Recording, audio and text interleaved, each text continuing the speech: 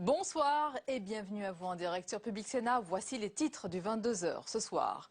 On savait que les chiffres allaient être mauvais, mais à chaque fois, le choc social est puissant.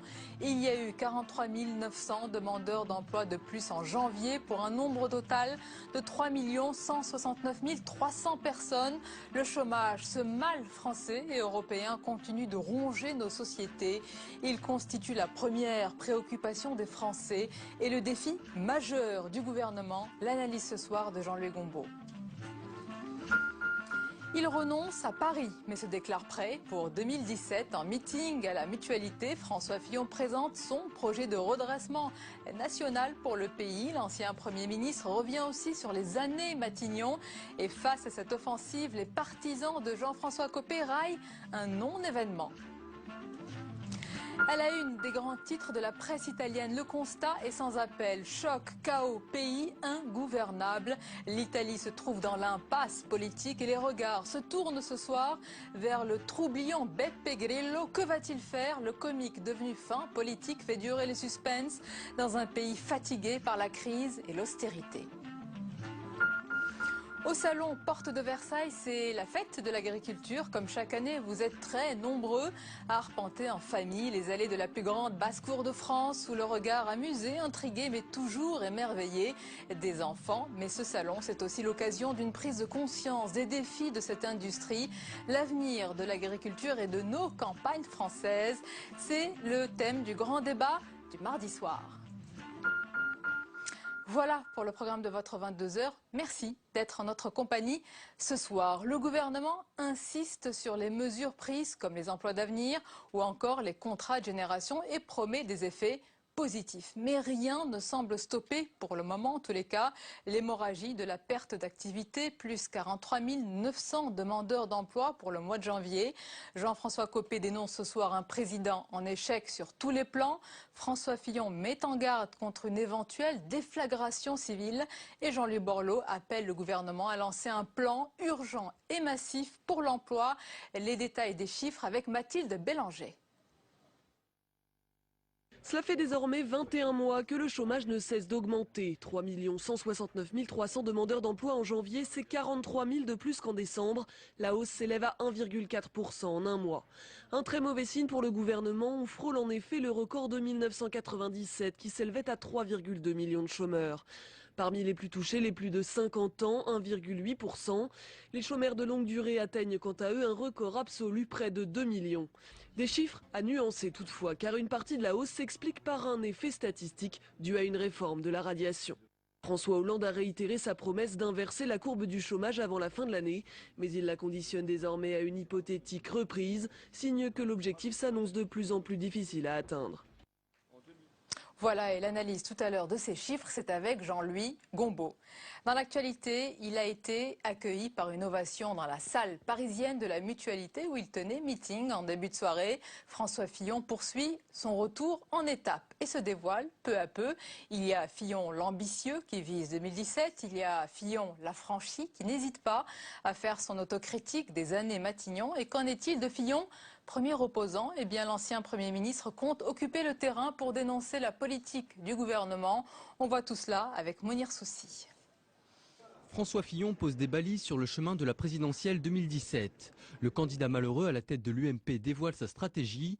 Première étape, il renonce à la mairie de Paris et adoube Nathalie Kosciusko-Morizet. Depuis plusieurs mois, on a senti que cette ambition-là ne le travaillait pas au cœur. Donc ce n'est pas une surprise.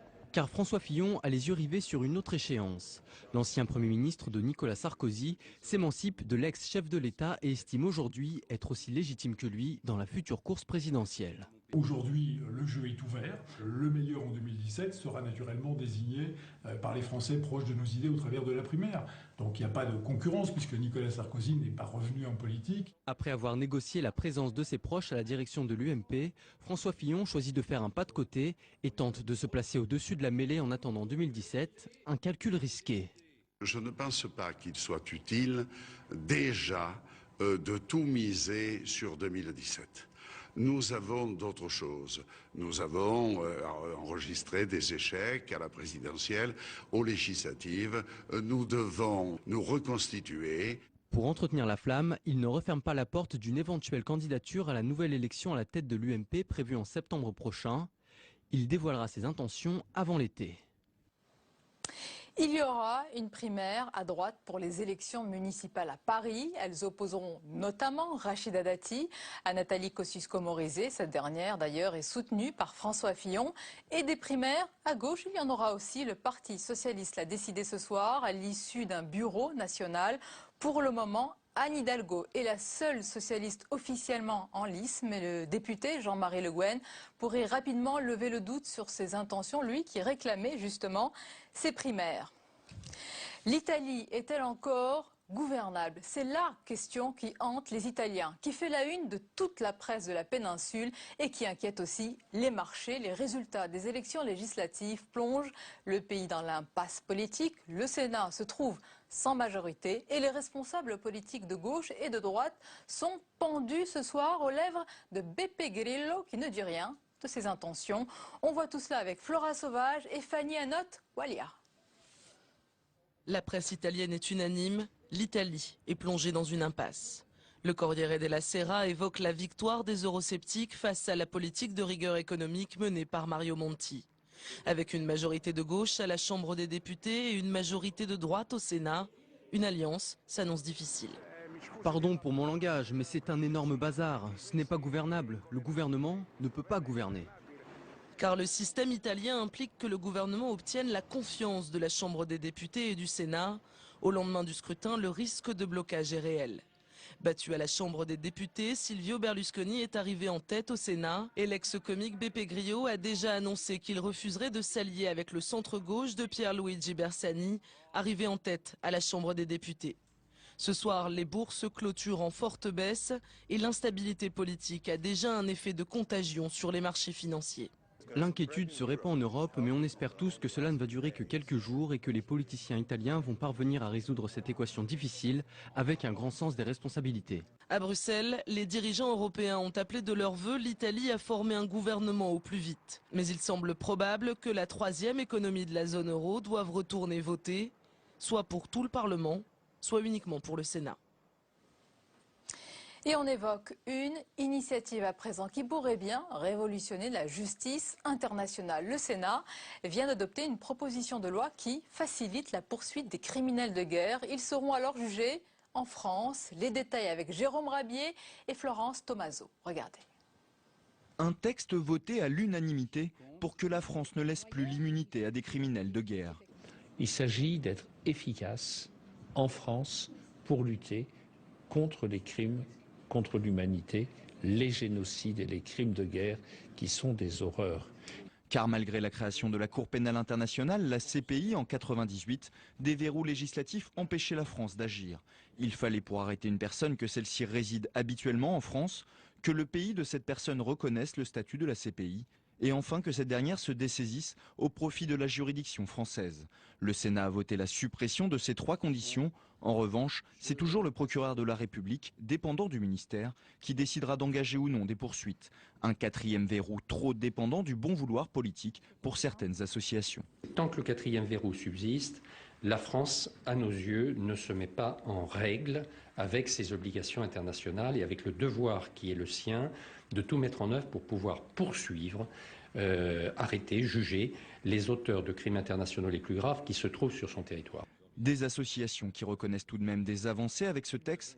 Concrètement, les auteurs ou complices de crimes de guerre, de génocide ou de crimes contre l'humanité ne pourront plus passer en France sans aucun risque. On peut avoir le cas d'un tyran, d'un barbare qui passe par la France pour aller ailleurs et qui à ce moment-là pourra être poursuivi dans notre pays, jugé dans notre pays, condamné dans notre pays et même évidemment faisant sa peine dans une prison française.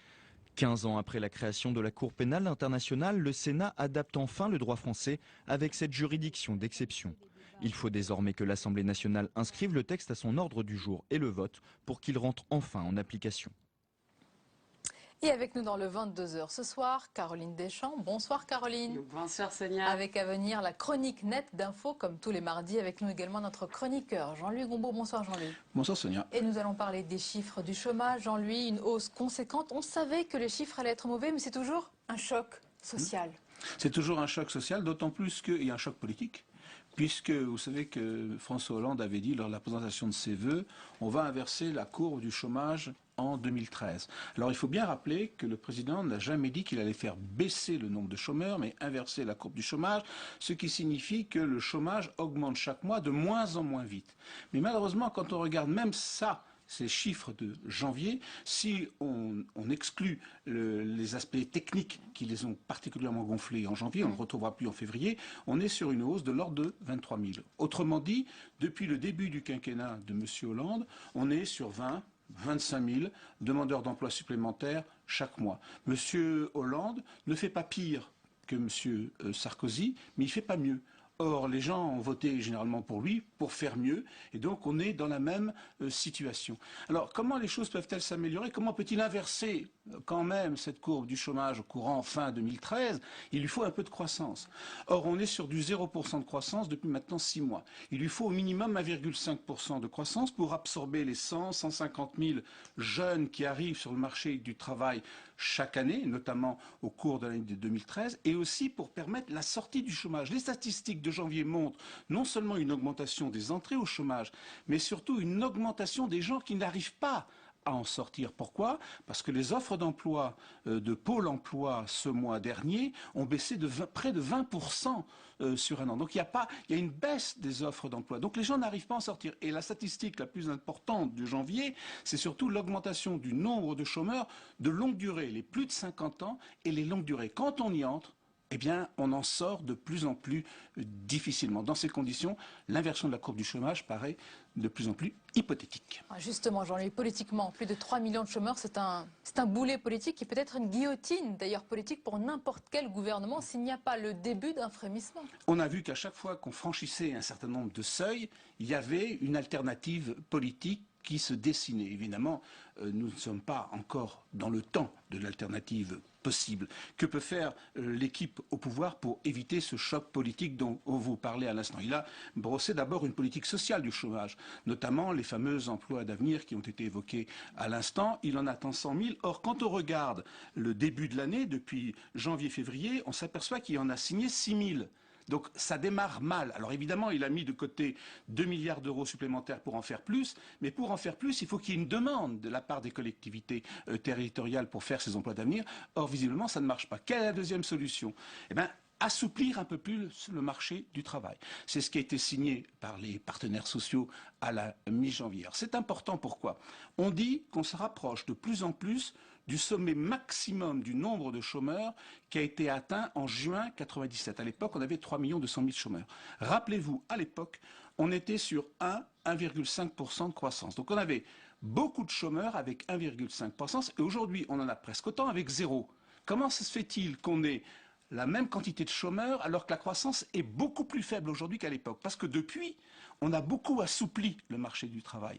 Beaucoup de CDD, de petits boulots, d'intérim. Et on va le faire encore plus. Le problème, c'est est-ce que les gens vont accepter une dégradation de leurs conditions d'emploi pour garder leur emploi? Et on revient là encore une fois à un thème politique majeur. Et la droite, ce soir, à travers François Fillon, dénonce un risque, met en garde contre un risque de déflagration sociale et civile. En tous les cas, merci Jean-Louis pour votre analyse.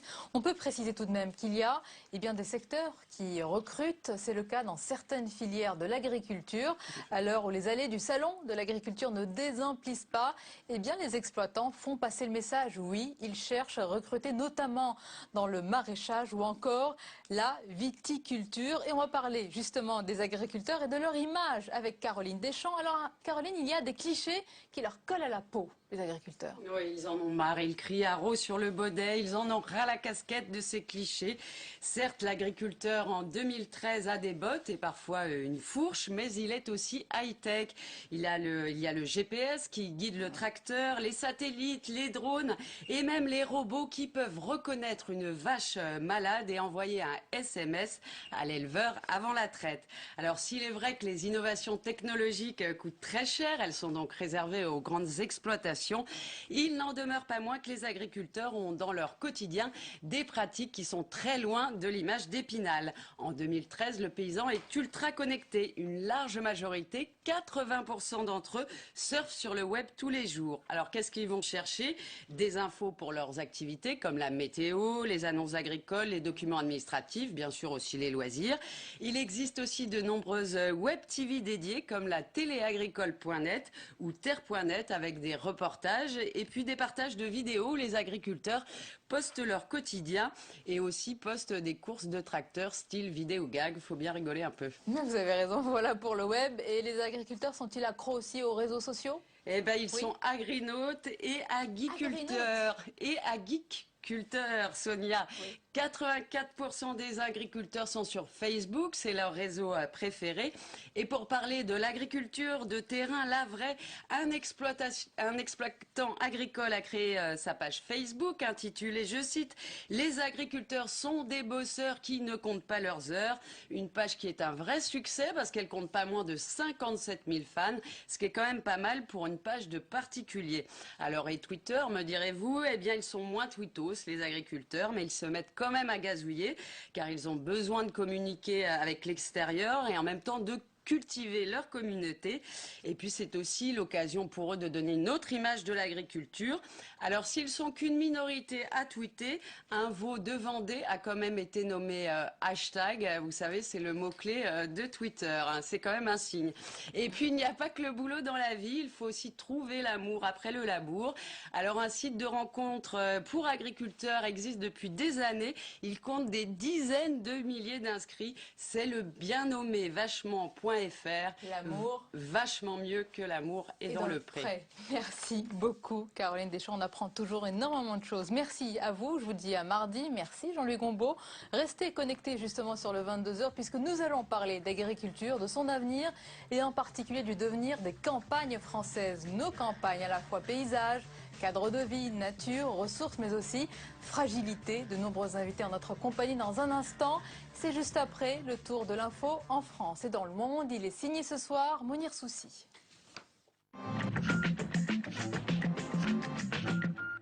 Dominique Strauss-Kahn avait fait le déplacement au tribunal de Paris pour dire stop à l'étalage de sa vie privée. Je suis complètement dégoûté par le caractère méprisable de ce texte et par le fait qu'il est totalement mensonger dans ce qu'il raconte, comme dans les citations qu'il fait de moi. L'ex-directeur du FMI était venu pour demander la saisie du livre de son ex-maîtresse Marcella Yacoub, qui doit paraître demain. Il n'a pas obtenu gain de cause. La justice a simplement obligé l'éditeur à insérer un encart sur l'ouvrage. Dans Belle et Bête, l'auteur raconte son aventure avec Dominique Strauss-Kahn, sans jamais le citer, utilisant le terme cochon pour le décrire.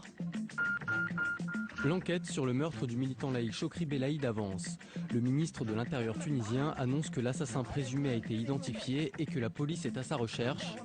Aujourd'hui, 4 membres de la mouvance salafiste ont été interpellés dans le cadre de cette affaire. La mort de l'opposant a précipité la démission du Premier ministre, plongeant le pays dans une crise politique. Alors que le coût de l'intervention armée au Mali vient d'atteindre les 100 millions d'euros, le président du Sénat recevait une délégation d'élus maliens pour parler de la transition. Nous venons de voter il y a environ un mois la feuille de route de transition politique qui comprend 2 volets. Le volet de récupération des territoires occupés et le volet d'organisation des élections. François Hollande espère des élections en juillet, un délai très court pour organiser un tel scrutin. Voilà un courrier qui va réconforter le ministre du redressement productif.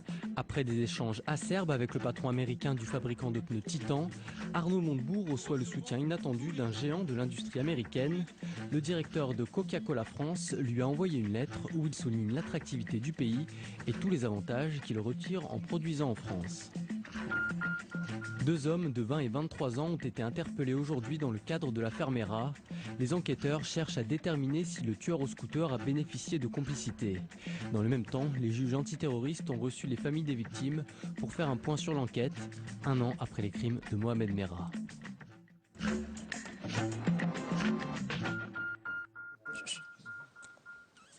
50 ans, ça se fête et justement, le Salon de l'agriculture fête cette année son 50e anniversaire. Alors il y a bien sûr l'espoir de toute une industrie et un savoir-faire français que vous découvrez avec plaisir chaque année. Et puis, il y a aussi les inquiétudes, les angoisses des agriculteurs et des éleveurs. Quel avenir? Quel type d'agriculture faut-il? Quel monde agricole imaginez-vous et imaginent nos invités? On leur pose la question, mais d'abord, je vous les présente avec plaisir. Il est économiste, spécialiste des politiques agricoles, fin connaisseur des enjeux de ce monde. Lucien Bourgeois, bonsoir et bienvenue. Bonjour. Merci d'être avec nous. Avec nous également René Nicou, bonsoir. Bonsoir. Vous êtes sénatrice socialiste de la Creuse, c'est un territoire qui incarne la campagne française avec aussi ses fragilités. Et vous êtes la co-auteure d'un rapport sur l'avenir des campagnes. Avec nous également un sénateur UMP du Jura, Gérard Bailly, justement. Bonsoir à tous. Bonsoir. Vous avez coécrit ce rapport et en notre compagnie également ce soir, Karen Serres, bonsoir.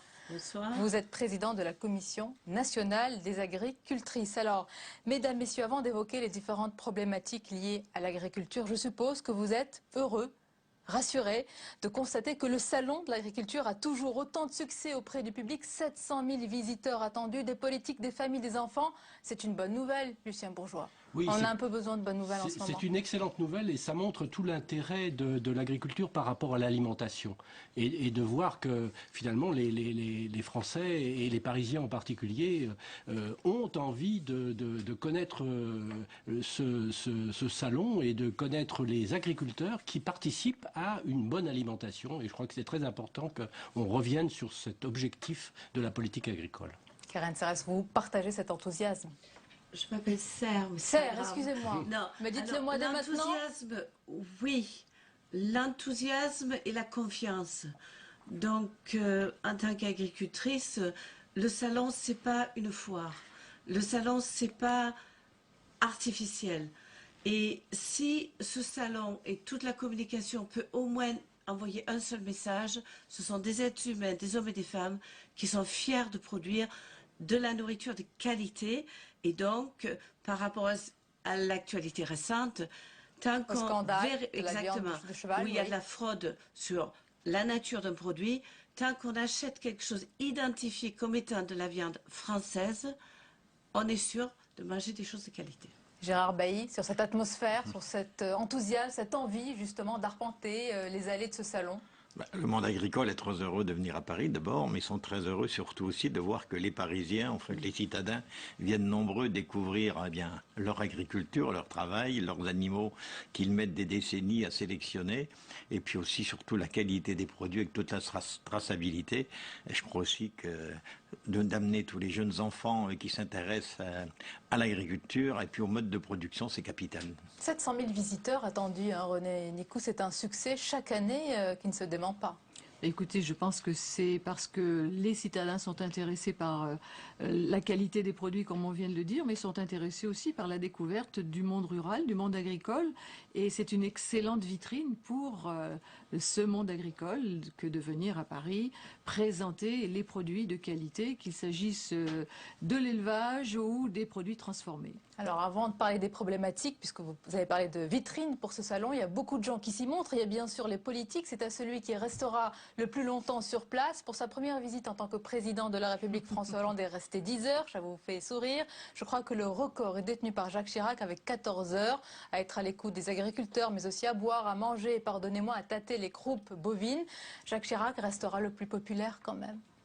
Ah ça, oui, l'histoire le dira, mais c'est vrai qu'il avait un amour des visites au salon. Karen Serre, justement, oui. En tant qu'agricultrice. En tant qu'agricultrice. Qui avait cette sensibilité, cette approche, cette écoute? En tant qu'agricultrice, mais aussi par rapport à l'avenir de l'agriculture, de tous côtés, je suis à la FNSEA, mais de tous côtés, tout le monde reconnaît que dernièrement, M. Hollande a défendu le budget de l'Union européenne et le budget d'une politique agricole commune. Donc par rapport à ça, je pense que sa cote de popularité auprès du monde agricole est en forte hausse. Alors on va parler maintenant de l'avenir de l'agriculture et donc de l'avenir de nos campagnes. Je voulais vous demander ce qu'évoquent pour vous, pour chacun d'entre vous, les campagnes françaises. Est-ce que spontanément vous voyez, Gérard Bailly, des territoires ruraux avec leurs fragilités, leurs problèmes, ou alors un potentiel à développer, ou encore à mieux développer en tous les cas? Il y a beaucoup de diversité dans les campagnes françaises. On a des campagnes qui sont encore très productives agricoles, qui produisent bien entendu tout ça transformé par de l'agroalimentaire, de nombreux emplois. Par contre, il y a des campagnes où finalement plus d'industrie, le monde agricole, une grosse disparition du monde agricole, des terres ou des secteurs qui viennent pratiquement en friche. Donc il y a une très très grande diversité. Mais je suis confiant parce que je crois qu'aujourd'hui il y a des hommes et des femmes qui se battent de tous bords politiques justement pour l'avenir de ces campagnes. Vous êtes confiant, mais vous avez dit, je vous cite, hein, on ne peut pas laisser 80% du territoire à l'écart du développement. C'est un tableau noir. Peut-être noirci, non? Non, je crois qu'avec René Nicou, on avait fait, on dit si on ne fait rien pour les campagnes, si vraiment on les laisse aller à l'abandon, c'est un tableau noir. Par contre, s'il y a une péréquation nationale, s'il y a une solidarité nationale, s'il y a une volonté, si on veut bien s'appuyer sur tous ces territoires avec maintenant tout ce qui est les intercommunalités, avec aussi des organismes agricoles, avec des agriculteurs qui produisent des bons produits, on sait qu'il y a 200 000 personnes qui naissent tous les jours sur la planète, 200 000 personnes. Je dis aussi, il y aura 9 milliards d'hommes à nourrir. Donc là aussi, les campagnes ont de l'avenir pour des productions. Oui, mais il y a beaucoup de si hein, avant d'arriver à la fin. Oui, alors vous parliez de l'avenir des campagnes et vous le liez systématiquement à l'agriculture. Les campagnes, ça n'est pas que l'agriculture, c'est certes, l'agriculture joue un rôle important. Vous le précisiez. Voilà. L'agriculture joue un rôle important puisqu'ils sont les acteurs des territoires, mais pas seulement. Et si l'on veut que ces campagnes puissent avoir une vie, une existence qui perdure, il faut effectivement qu'elles aient accès aux mêmes services que les zones urbaines, c'est-à-dire qu'elles aient une école, qu'elles aient des services de santé, qu'elles aient des hôpitaux et tout ce qui permet une vie harmonieuse et l'accès à Internet. Contrairement à ce que j'ai pu lire ces jours-ci dans une revue, l'accès à Internet est primordial pour l'avenir des campagnes, y compris pour les agriculteurs qui utilisent de plus en plus ce service dans l'exercice quotidien. On vient de le voir avec notre journaliste Caroline Deschamps. Voilà. De leur activité, y compris dans l'élevage pour l'enregistrement des naissances. Et concrètement, Lucien Bourgeois, si on évoque par exemple le territoire de Gérard Bailly, le Jura, que représente ce territoire rural et agricole? Est-ce qu'il dispose d'un potentiel d'attractivité, par exemple, pour de jeunes agriculteurs, selon vous? Alors, pour la région de Gérard Bailly, j'ai l'impression qu'il y a... Attention, hein, ce que vous allez dire.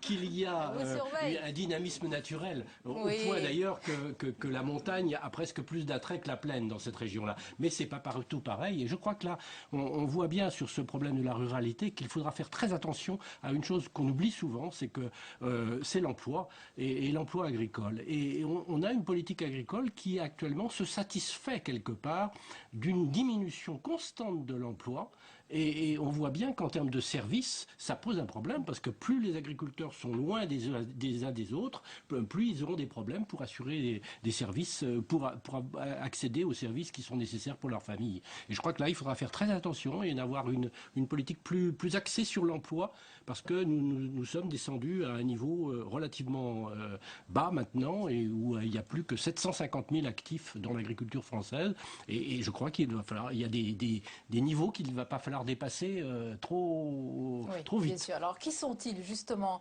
Karen Serre? Il n'y a pas vraiment de portrait robot de l'agriculteur aujourd'hui dans le sens où ils ne correspondent plus aux sociétés paysannes d'autrefois, alors qui étaient beaucoup plus homogènes. On va justement s'intéresser à la relève dans le monde agricole. Qui sont aujourd'hui les jeunes qui se lancent avec espoir et crainte aussi dans cet univers? Pas forcément, vous allez le voir, des fils et des filles d'agriculteurs et de plus en plus de femmes aussi. Regardez l'enquête de Julie Hulin. Petit garçon, Julien rêvait d'être pompier. Un papa menuisier, une maman à la maison et parfois quelques escapades à la ferme. J'avais un oncle qui était en production laitière.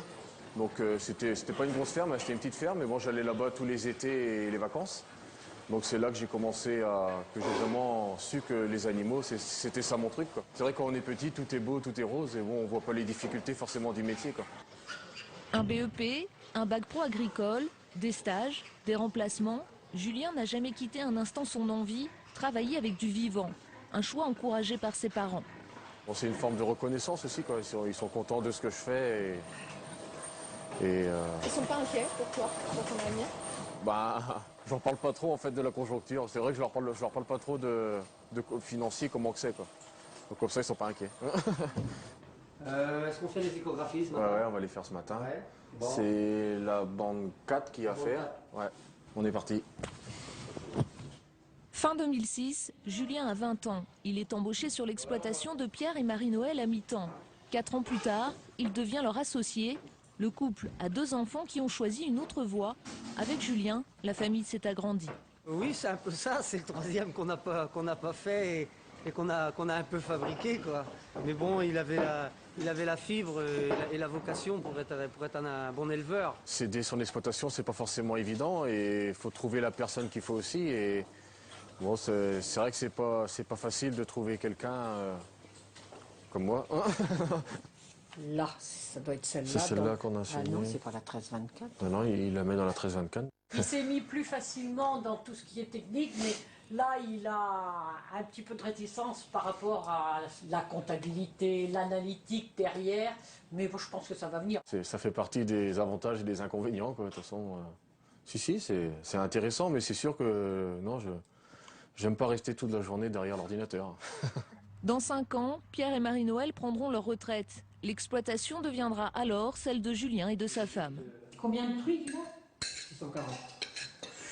Ah oui, d'accord, c'est pas la même échelle que nous. Hein. C'est un lien aussi de confiance, on lui a fait confiance, il nous fait confiance, et j'espère que ça perdurera, parce que c'est comme ça aussi qu'on construit quelque chose de solide, quoi. Moi, je vois l'avenir d'un positif, quand même, je pense. Mais bon, sans certitude. Keren Serre, vous vous reconnaissez dans tout ce que disent ces agriculteurs, ces agricultrices qu'on a vus? Là, c'était surtout un agriculteur, si j'ai bien vu. Disons, ça y ressemblait. Peut-être dire un chiffre, 41% des installations, 41% sont des installations d'agricultrices. Et un tiers des agriculteurs sont des agricultrices. Donc il y a plus de 30% d'agriculteurs aujourd'hui qui sont des agricultrices, mais par rapport à l'avenir, c'est 41% de ceux qui s'installent. Alors par rapport à l'exemple qu'on a eu, disons ce que vous venez de montrer, effectivement ça fait rêver un ORCAD familial, quelqu'un qui n'est pas fils d'agriculteur, qui démarre salarié sur une entreprise et dont les exploitants ensuite cèdent l'entreprise pour qu'il soit exploitant. Il faut dire que ce n'est pas toujours comme ça que ça se passe, mais qu'il y a cependant de plus en plus d'installations, on appelle ORCAD familial, dès lors que ce n'est pas ni fils ni fille d'agriculteur. Et pour ces cas-là, souvent, c'est soit rachat, soit location de surface. Et l'avenir de l'agriculture passe par la diversité des types de production et des parcours. Alors, diversité des parcours, Gérard Bailly, mais peut-être des dominantes et des traits communs, du courage, de l'espoir et une envie aussi, une formidable envie. Il faut vraiment avoir envie d'être agriculteur et surtout encore plus dans l'élevage, envie d'être éleveur, parce qu'on sait qu'il y a beaucoup de contraintes, surtout dans l'élevage, où parfois les week-ends, il y en a très peu, des vacances, il y en a très peu. Et puis il faut aussi que pour ceux qui sont en couple, bien que la conjointe, l'épouse, je crois aussi, partagent cette même envie pour arriver à faire ensemble une exploitation agricole digne de ce nom. Donc je crois qu'il faut aussi beaucoup d'envie, puis être un petit peu fou des fois, parce qu'il faut beaucoup d'endettement, puis il faut y croire. Il faut être fou. Mais alors, est-ce que concrètement, est-ce que vous conseilleriez tous et toutes à vos enfants de devenir agriculteurs? Est-ce que vous le feriez? Moi, personnellement, personnellement, j'ai 2 fils. Mes 2 fils ont repris la ferme et mon petit-fils vient de s'installer. Ah bah voilà. Donc, vous voyez que donc c'est oui. Eh bien, moi, c'est pas mon fils qui a repris la ferme, mais c'est mon gendre, donc qui est agriculteur. Et je dois dire qu'effectivement, il faut un peu de courage parce que c'est de gros investissements. Et c'est à la fois pour l'achat du matériel, pour l'achat du cheptel, lorsqu'il s'agit d'élevage, et puis la construction de bâtiments. Ce sont de gros investissements et c'est un pari sur l'avenir. Qu'est-ce qu'il a pensé de votre rapport, votre gendre? Alors lui qui est vraiment sur le terrain, je suis pas sûre qu'il ait encore eu le temps de le lire. Peut-être la synthèse, parce que c'est malgré tout un pavé et qu'il faut un peu de temps. Et dans l'agriculture, on n'a pas forcément beaucoup de temps non plus, puisqu'on passe certainement plus de temps à s'occuper de son affaire qu'à lire des rapports, même s'il est nécessaire de prendre connaissance de ce qui touche à l'agriculture. Alors l'avenir de l'agriculture, agriculture Lucien Bourgeois se joue d'abord et aussi avec la PAC, la politique agricole commune. Est-ce que vous ne me contredirez pas si je dis que l'avenir de l'agriculture se joue avec la PAC? C'est une réalité. Et une réalité extrêmement intéressante puisqu'on fête le cinquantenaire. Et on peut même dire d'ailleurs que si on avait fait pour l'industrie le même genre de pari que pour l'agriculture, on n'en serait peut-être pas là en Europe actuellement.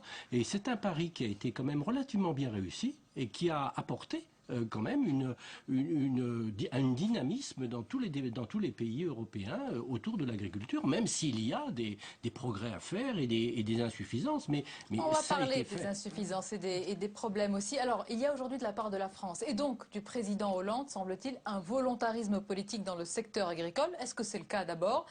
François Hollande s'est lui-même présenté comme le grand défenseur de la PAC. C'est une réalité, Gérard Bailly? Par rapport à l'enveloppe de Bruxelles, c'est vrai qu'on peut avoir des craintes beaucoup plus grandes. Je crois que la France, quels que soient été les gouvernements qui se sont succédés, l'agriculture a toujours représenté quelque chose d'important, l'ont défendu à la politique agricole commune. Maintenant, bien sûr, il y a les politiques européennes, mais il y a aussi tout ce qui touche le quotidien dans les exploitations, où on sait qu'aujourd'hui, les charges augmentent d'une façon considérable. L'aspect politique, parce qu'en son temps, Bruno Le Maire, alors ministre de l'Agriculture, avait témoigné des efforts de Nicolas Sarkozy en la matière. Est-ce que les présidents français, quels qu'ils soient, quel que soit leur bord politique, défendent cette politique agricole commune? Oui, je crois que les présidents successifs, c'est ce que je viens de le dire, l'ont défendu l'enveloppe et reste que la politique agricole commune doit être une priorité dans les politiques européennes avec une masse suffisante. Maintenant, il y a tous les problèmes de redistribution dont on a peut-être évoqué. Je vous vois approuver, Karine Serre, oui. Non, c'est simplement une évidence puisque la nourriture est fondamentale. Dans beaucoup de pays, on le considère comme une arme. Donc, que la France défende une politique agricole commune forte, ça paraît tellement le bon sens. Quand on voit comment les États-Unis défendent leur logique de défense d'alimentation et de production alimentaire chez eux, c'est tout à fait normal.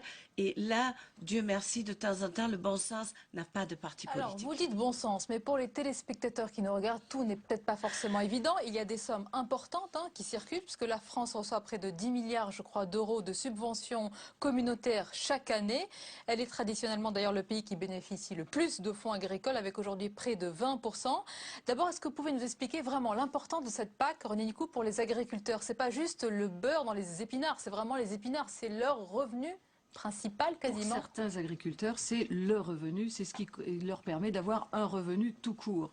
Alors, en revanche, c'est une question de survie. C'est une question de survie pour certains. Et je dirais que dans l'élevage notamment, s'ils n'avaient pas la PAC, il y a longtemps qu'il n'y aurait plus d'élevage en France. Et je voudrais juste revenir sur ce qui a été dit sur l'implication des présidents, quels qu'ils soient, pour la défense de cette politique agricole commune. Il faut reconnaître que, quels que soient les gouvernements, il y a eu un fort combat pour maintenir cette enveloppe européenne. Et cela a été dit par Madame Serre, c'est parce que cela touche l'alimentation, mais c'est aussi parce que c'est la politique européenne, c'est ce qui est le pilier, le socle commun des Européens, et c'est important de la maintenir. S'il n'y a pas de politique agricole commune, il n'y a pas de politique européenne. Je crois que l'Europe s'est construite sur cette politique agricole commune. Donc, Lucien Bourgeois, il est faux de parler d'une montagne d'aides, parfois réparties à l'aveugle, sans trop de contrôle, avec parfois des abus. Certains parlent d'un mode inique de distribution de la PAC à ceux qui n'en ont pas besoin. Alors, dites-nous la vérité. Est-ce qu'il y a des abus?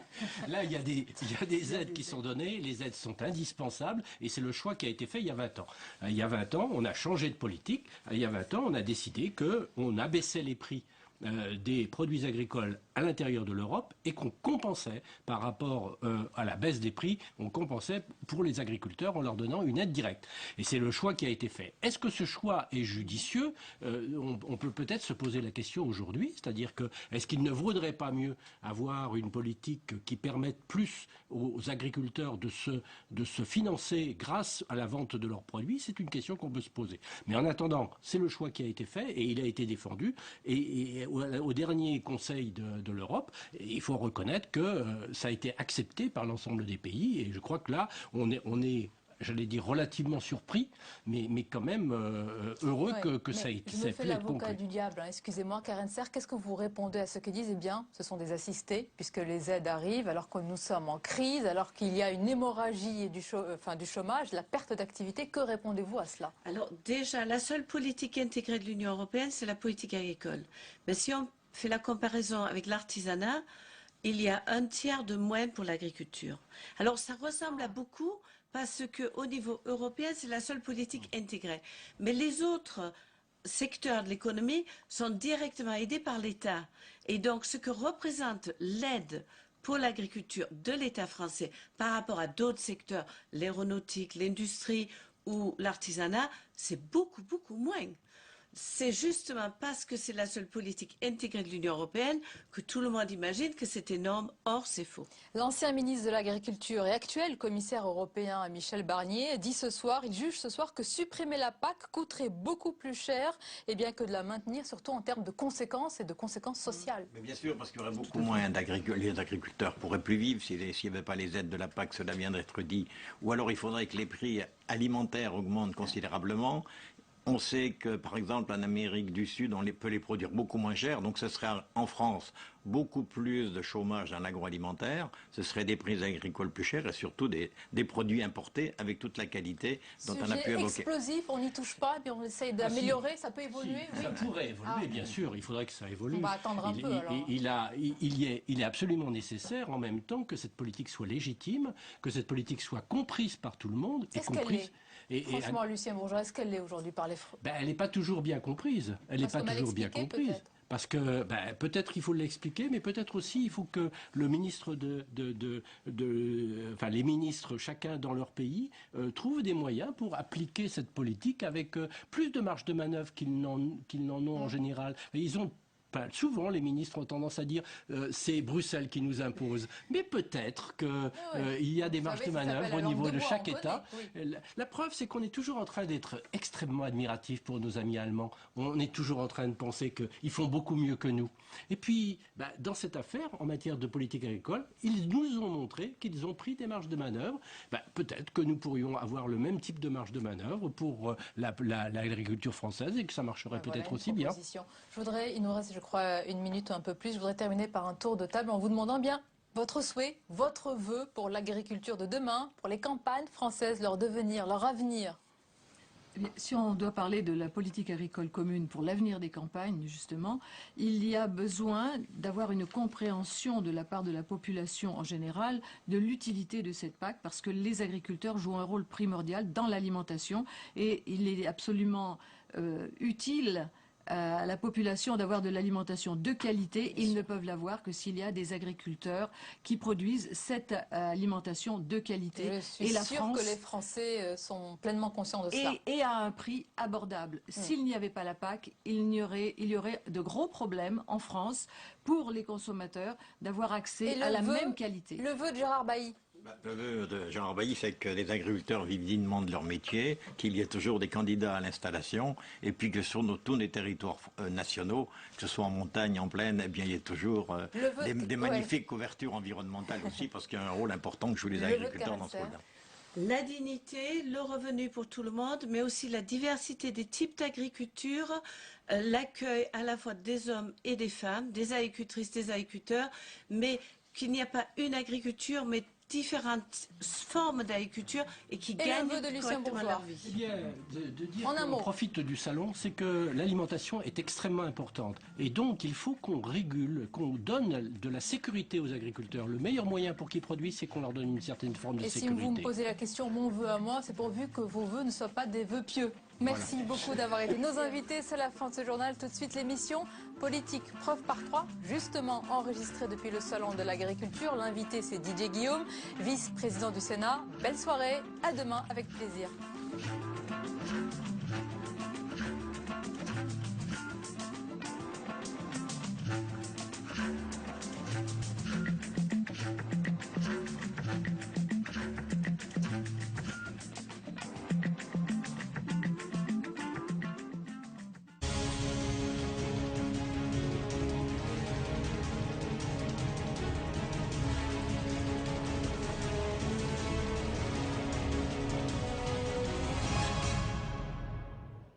Didier Guillaume, le vice-président socialiste du Sénat et le président du Conseil général de la Drôme, est l'invité de Preuve par 3 ici au Salon de l'Agriculture. Bonsoir Monsieur Guillaume et merci d'être avec nous dans ce lieu qui est également le dernier salon où l'on cause. Je vous ai vu en grande conversation ici avec d'abord le président de la République et puis le Premier ministre. D'ailleurs, François Hollande est reparti du stand de la Drôme avec un olivier. C'est votre cadeau, vous pensez qu'il va le planter dans le jardin de l'Élysée?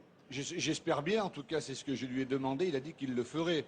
L'olivier, c'est l'arbre des rois, c'est l'arbre des dieux, ça porte bonheur, c'est mythologique, et puis ça produit aussi des olives qui sont formidables. Oui, oui, c'est un symbole multiforme de longévité, d'espérance. Vous l'avez choisi pour cela aussi? Exactement. Mais le salon n'est pas seulement le salon où l'on cause, c'est aussi celui où l'on vit, où l'on rencontre la vraie France, les vrais gens, celles et ceux qui travaillent durement à la campagne, et puis les visiteurs qui veulent se rappeler soit leur enfance, soit tout simplement pour les enfants de la région parisienne, voir une vache, voir une brebis. Donc c'est un lieu passionnant. Alors, l'espérance, vous l'avez dit, l'olivier, on en a besoin aujourd'hui. Didier Guillaume, le changement, ça n'est pas pour tout de suite au niveau du chômage, qui a encore augmenté pour le 21e mois consécutif. Et il est au plus haut, là, ce soir, depuis 1997. Oui, c'est dramatique. Et je voudrais vraiment, et ce n'est pas un fait de discussion, mais avoir une pensée pour les 3 millions de nos concitoyens qui sont au chômage. Et ce soir, on va attendre les chiffres, mais vraisemblablement, ça va encore beaucoup augmenter, trop augmenter. Et plus 1,4 par rapport à décembre. Voilà. Et aussi ceux qui sont dans la précarité. C'est insupportable. Et tous les gouvernements qui se sont succédés ont essayé de résorber le chômage. Mais nous sommes dans une spirale, dans une crise européenne, dans une crise mondiale qui est terrible. Quand même, est-ce que le président de la République a été imprudent quand il a parié sur une inversion de la courbe d'ici la fin de l'année, Didier Guillaume? Non, ce n'est pas de l'imprudence, c'est du volontarisme. C'est du volontarisme parce que ce qu'il faut, la première des priorités, la toute première des priorités, c'est de lutter contre le chômage. C'est de redresser notre pays dans la justice. C'est de faire en sorte que nos comptes publics soient équilibrés. Sans cela, point de salut. Alors, nous allons en parler un peu plus tard dans cette émission avec Suzette Bloch, notre partenaire de l'agence France Presse, avec Dailymotion également, qui nous suit chaque semaine. On va évoquer donc l'impasse économique et budgétaire du gouvernement. Comment appliquer une rigueur de gauche? Vous nous direz tout à l'heure si vous êtes pour ou contre de nouveaux impôts pour les Français. Et puis enfin, Perrine Tarnaud de Public Sénat nous rejoindra à la fin de cette émission pour vous interroger sur le Sénat à l'introuvable majorité pour le gouvernement. Donc nous sommes ici, on l'a dit, Didier Guillaume, dans une vitrine. Votre département compte plus de 7000 exploitants agricoles. Est-ce que vous sentez cette défiance entre les producteurs et les consommateurs? Lorsqu'on est dans un département rural, un petit département, on le sent un peu moins. Parce qu'on sait que par les circuits courts, par les marchés fermiers, par les marchés, on arrive à rencontrer ces gens-là. Mais ce que je sens aujourd'hui, et suite à ce qui vient de se passer avec la fameuse affaire de la viande de cheval, c'est qu'il y a une véritable défiance. Et je pense qu'il faut absolument que l'agriculture française, que les industries agroalimentaires, que les producteurs retissent le lien le meilleur possible. Je le disais en introduction tout à l'heure, les Français aiment leurs paysans, aiment leurs agriculteurs. Ça leur ils les regardent un peu différemment maintenant. Enfin, c'est surtout les... Oui, mais je ne crois pas qu'ils les regardent différemment. Les industriels de voilà, l'agroalimentaire. Ils regardent différemment ce qu'ils consomment. Et je pense qu'il faut vraiment faire la différence entre l'excellent travail, les excellentes productions faites par les exploitants agricoles de notre pays, et puis qui se retrouvent dans l'assiette. Et si on veut que les choses soient en adéquation, alors il y a une chose qui est simple. Il faut aller de la fourche à l'assiette. Il faut aller du producteur au consommateur. C'est ce que vous avez déjà mis à l'œuvre dans votre département. Oui, avec des produits de qualité. Nous essayons, nous, nous sommes premier département bio de France, mais au-delà, en travaillant sur les circuits courts, avec ce que l'on appelle agri-local, c'est pour mettre en place l'adéquation entre les producteurs et les consommateurs le plus possible. Aujourd'hui, dans cette affaire dite de la viande de cheval, 7 intermédiaires entre le départ et l'arrivée dans une assiette, ce n'est pas possible. Ça, c'est l'ultralibéralisme. C'est les profits à tout crin. Non, revenons à la base, revenons aux fondamentaux, revenons à l'histoire de notre agriculture. Ce sont des exploitants qui produisent pour nourrir le plus correctement possible les Français. Ce sont surtout aujourd'hui, vous le constatez peut-être dans votre département, des exploitants qui souffrent.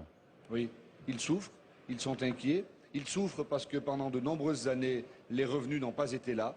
Ils souffrent parce qu'il y a eu de nombreuses crises, des crises sanitaires, des crises climatiques, et tout cela, ça ne se règle pas encore. Et ils souffrent parce qu'ils sont dans l'inquiétude, parce qu'aujourd'hui, ils ont l'impression que l'Europe n'est pas là pour les soutenir, mais est là pour les empêcher. Et il faut leur réexpliquer justement ce que vous venez très bien de dire, que la grande victoire obtenue par la France, par le président de la République... J'ai pas dit que c'était une grande victoire. Moi, je vous le dis. Les subventions agricoles ont été sauvegardées pour la France. Mais oui, mais c'est très important. Nous sommes un des rares pays à avoir ces subventions sauvegardées. Donc il y a un soutien de l'Union européenne. C'est très important. Faisons-leur comprendre que l'Union européenne, elle est là pour les aider, notamment dans les deux piliers de la politique agricole commune. Est-ce que les subventions de la politique agricole commune sont indispensables à la survie des exploitants dans votre département? Elles sont indispensables à la survie des exploitants. Elles vont aller en diminuant, vous le savez, vous leur avez dit. Non, elles ne vont pas aller en diminuant. Au fil des années devant nous. Ah ben ça, nous verrons bien, mais en tout cas, sur les 5 ans qui viennent, en euros constants, ce sont les mêmes aides que dans la précédente politique agricole commune. Simplement, il faut les répartir différemment. Comme aurait dit ma grand-mère, il ne peut pas pleuvoir toujours où c'est mouillé. Et il faut que les aides aillent à ceux qui en ont le plus besoin. C'est la redéfinition que nous allons mettre en place. Les aides directes du premier pilier, avec les 50 pour la prime aux 50 premiers hectares. C'est un peu technique, mais c'est important. Non, mais vous craignez rien en disant ça, parce que chez vous, il n'y a peut-être pas de grands céréaliers. Non, mais c'est pas ça la question. J'ai des céréaliers, j'ai des semenciers dans mon département. Mais aujourd'hui, force est de constater qu'il faut réorienter les aides de la politique agricole commune, allant vers l'élevage qui souffre beaucoup, vers les petites exploitations. Et lorsque les budgets sont contraints, il faut que certains aient un petit peu moins, pour que d'autres aient plus et puissent s'en sortir. C'est une question de survie. Alors j'ai une question sur les éleveurs dans votre département. À propos des loups, vous êtes engagé auprès d'eux. Il y a un nouveau plan loup qui a été lancé, qui va être lancé au printemps. Est-ce que, à votre connaissance, c'est un peu tôt peut-être pour le dire, mais certains ont déjà utilisé le droit de tirer, par exemple, sur les animaux sauvages? Non, pas encore, parce que ce n'est pas vraiment la saison encore. Mais ce plan loup a été plutôt bien apprécié. À titre personnel, je trouverai toujours qu'il ne va pas assez loin, mais il a été assez apprécié. Il va peut-être trop loin pour les défenseurs des loups. Non, il n'y a plus de problème de surpopulation des loups. Il y a 200 loups environ en France. Moi, je vais vous dire une chose, Michel Grossior. Il faut faire un choix dans notre pays. Et moi, le choix, il est fait. Il y a incompatibilité entre le pastoralisme et le loup. Donc si on veut qu'il y ait encore des éleveurs, alors il ne faut pas qu'il y ait le loup. Et le plan loup qui a été mis en place va dans ce sens-là. Il y a des tirs de défense, il y a ce qu'on appelle des prélèvements. Je pense que là où il y a un élevage, il faut tirer le loup pour l'empêcher d'être un prédateur. Dans mon département, c'est plus de 400 brebis qui ont été égorgées. Moi, j'ai vu des éleveurs en détresse qui pleuraient. Ils n'élèvent pas des brebis, des ovins, pour les voir égorger. Et là, il faut être clair. Mais le plan loup va dans le bon sens. Les responsables agricoles me l'ont dit. Ne baissons pas la garde. Et il ne faut pas opposer les défenseurs de l'environnement avec les éleveurs. Mais les défenseurs de l'environnement, les écologistes, là, ils n'ont pas pesé sur le gouvernement, ils n'ont pas remporté cette victoire sur le loup? Je ne sais pas, puisque c'est une grande victoire pour les éleveurs de dire qu'il y a des tirs de défense et de prélèvement. Je pense que c'est incompatible sur un même territoire, le loup et l'élevage. Voilà pour la cohabitation donc entre les éleveurs et les loups. Oui, mais il n'y a pas de danger pour la biodiversité. Il y aura encore beaucoup de loups. Il y en a environ 200 aujourd'hui. Il y en avait 0 dans les années 40. On en a 200 aujourd'hui. Je pense qu'il n'y a pas de problème de biodiversité. Ils peuvent vivre dans la Drôme, ces loups. Oui. Autre cohabitation sur laquelle j'aimerais vous interroger. Vous avez dit que la Drôme était le premier département bio. Oui. Comment est-ce que vous cohabitez avec les centrales nucléaires? Mais ça n'a pas rien à voir. Il y a un premier département bio, nous le promouvons, nous essayons. 14% de la surface agricole utile est cultivée en bio dans le département, c'est 2% au niveau national. Moi, je suis pour l'excellence. L'excellence dans l'industrie, l'excellence dans l'agriculture. Le nucléaire est une industrie d'excellence. Et je pense qu'il faut absolument continuer, nous en avons encore besoin, et continuer à défendre cette industrie, même si dans les engagements du président de la République, il y a la baisse de 75 à 50% dans notre mix énergétique, et même s'il va falloir aller vers la transition écologique, c'est évident. Mais le bio, c'est aussi l'excellence. Et accessoirement, ça permet aux producteurs d'avoir des revenus un peu supérieurs. Et par les temps qui courent, c'est quelque chose de très important. Mais la défense du bio et de l'agriculture, de l'exploitation des terres en surface, est-ce que c'est les raisons qui vous amènent à prendre peut-être position contre l'exploitation des gaz de schiste? Ou est-ce que votre position a évolué? Ah non, ma position n'a absolument pas évolué. Je suis très opposé à l'exploitation des gaz de schiste. J'ai fait partie des manifestations citoyennes dans mon département. Nous, la moitié du territoire de la Drôme est concernée. Jamais je ne soutiendrai cela. Par contre, que la recherche avance et que l'on regarde s'il devait y avoir de nouvelles techniques alternatives non polluantes, on verra bien. Donc vous ne fermez pas la porte si on trouve des méthodes d'extraction non polluantes. À l'extraction des gaz de schiste aujourd'hui, mais demain. J'ai voté la loi au Sénat. Quand on empêche les chercheurs de chercher, ça peut assez vite aller vers l'obscurantisme. Et moi, je suis un homme éclairé et je suis contre l'obscurantisme. Donc laissons faire les chercheurs, nous verrons bien. Ce n'est pas le moment. Pour l'instant, la loi, elle est claire, pas d'exploration, d'exploitation de gaz de schiste. Donc c'est non pour tout de suite, mais oui peut-être demain. C'est la position du chef de l'État, j'ai cru comprendre, qui a évolué sur le sujet, un peu comme vous. Non, je ne crois pas. Je crois que depuis le début, nous avons dit non à une exploitation du gaz de schiste qui taperait dans la roche-mère, qui ferait des dégâts terribles dans notre sous-sol. Maintenant, nous verrons bien s'il y a d'autres techniques. Mais vous savez, avez les choses évoluent. Les choses évoluent toujours dans ce sens-là, peut-être. Donc vous avez quand même envie d'exploiter ces richesses dans le sous-sol de la Drôme. On ne sait pas si c'est des richesses, on ne sait pas vraiment combien il y a de mètres cubes. Tout ce que je sais, moi, je suis un homme de progrès. Et tout ce qui va dans le sens du progrès est important, donc continuons comme cela. Voilà, alors Didier Guillaume, on va donc évoquer maintenant la situation du pays. On a déjà commencé en ayant un premier mot, bien sûr, sur la dégradation de l'emploi dans notre pays. Suzette Bloch de l'agence France Presse va nous rejoindre. D'abord, on va voir avec Fabrice Cunet les paris difficiles de François Hollande. On l'a dit, sur le chômage, mais il y en a d'autres.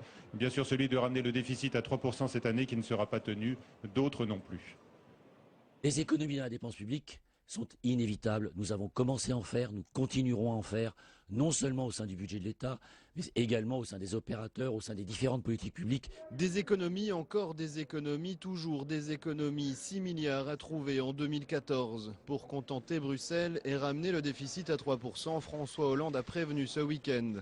Il faudra réduire la dépense publique et trouver de nouvelles recettes fiscales. Un tunnel de rigueur que ne partage pas une partie du PS. Emmanuel Morel et son courant, maintenant la gauche, critique par exemple ce diktat européen. Regardez en Grèce, plus de 50% des jeunes sont au chômage. En Italie, près de 40%. Et est-ce que c'est ce modèle-là qu'on veut pour les Français? Et est-ce que finalement on est d'accord avec ce discours un peu bizarre qui consiste à dire l'Europe deviendra plus riche une fois que tous les Européens seront devenus pauvres? Moi je ne crois pas. C'est pour ça que nous préconisons, avec beaucoup d'autres, une vraie relance au niveau européen et de toute façon au niveau français. Les partisans de la relance comptent leurs ministres, Delphine Batho, Arnaud Montebourg ou encore Cécile Duflot. Des ministres qui ne cachent plus leur inquiétude. Personne ne peut croire que de l'austérité naîtra des temps meilleurs. Alors rigueur ou relance, le débat anime aussi les parlementaires de la majorité. Pour François Patria, la France n'aurait pas le choix et doit tirer les leçons du passé. Rouvrir les vannes, on a fait ça par le passé, on sait où ça nous a menés. Moi je me souviens même de la période 81-83, j'étais à l'époque parlementaire déjà, je sais où ça nous a menés après, à un tournant difficile avec des mesures encore plus dures. Il faut mieux prendre des mesures dures aujourd'hui que des mesures demain insoutenables. Reste que ce matin en réunion du groupe socialiste au Sénat, le ton est monté. Certains parlementaires s'inquiètent de l'impact d'un nouveau tour de vis budgétaire, de l'impact sur l'électorat de gauche. Le ministre des Relations avec le Parlement dédramatise la contestation. Monsieur le ministre, vous êtes venu faire accepter le tournant de la rigueur aux sénateurs socialistes? Je ne vois pas pourquoi vous posez cette question dans ces termes-là. Il n'y a pas de tournant, il y a le cap qui va continuer, qui est le cap du redressement des comptes de la France tel que nous l'avons trouvé lorsque nous avons gagné les élections. Preuve d'un certain malaise, Pierre Moscovici est lui aussi venu défendre la politique du gouvernement devant les sénateurs. Non, il n'y a pas d'annonce ce week-end. Les annonces de ce week-end ne seraient donc qu'un non-événement et pas question de parler de politique d'austérité devant les sénateurs. La rigueur, un tabou qui passe de plus en plus difficilement auprès d'une partie de la majorité. Voilà, Suzette Bloch, donc de l'agence France Presse, nous a rejoint. Bonsoir Suzette. Votre première question à Didier Guillaume. Bonsoir Monsieur Didier Guillaume. Alors comment jugez-vous les premiers mois de la politique économique du gouvernement? Tous les voyants sont au rouge. Chômage, déficit, croissance. La faute uniquement à la crise? Tous les voyants sont au rouge et on avance. Parce que rien ne serait pire que de faire du statu quo, que d'être à l'arrêt. La politique économique mise en place par le président de la République et par le gouvernement, elle est claire. Ce n'est pas une politique d'incantation. Aujourd'hui, les caisses sont quasiment vides. Là, les résultats sont quand même en retrait. Oui, mais ils sont en retrait comme ils le sont depuis 10 ans, comme ils le sont depuis 5 ans. Oui, mais là, il y a eu alternance. Oui, il y a eu alternance. Et alors la crise, elle n'a pas connu l'alternance. Parce que si l'alternance avait balayé la crise, ça nous aurait arrangé. Malheureusement, ça n'a pas été le cas. Moi, je constate qu'il y a d'un côté une ancienne majorité qui joue les pompiers pyromanes, c'est-à-dire qu'ils ont allumé les feux tous azimuts, et maintenant ils voudraient nous expliquer comment les éteindre. Non, Et il y a de l'autre côté une partie de la gauche qui dit il faut redistribuer. Mais redistribuer quoi? Redistribuer ce que l'on n'a pas? Non. Et la position du président de la République et du gouvernement...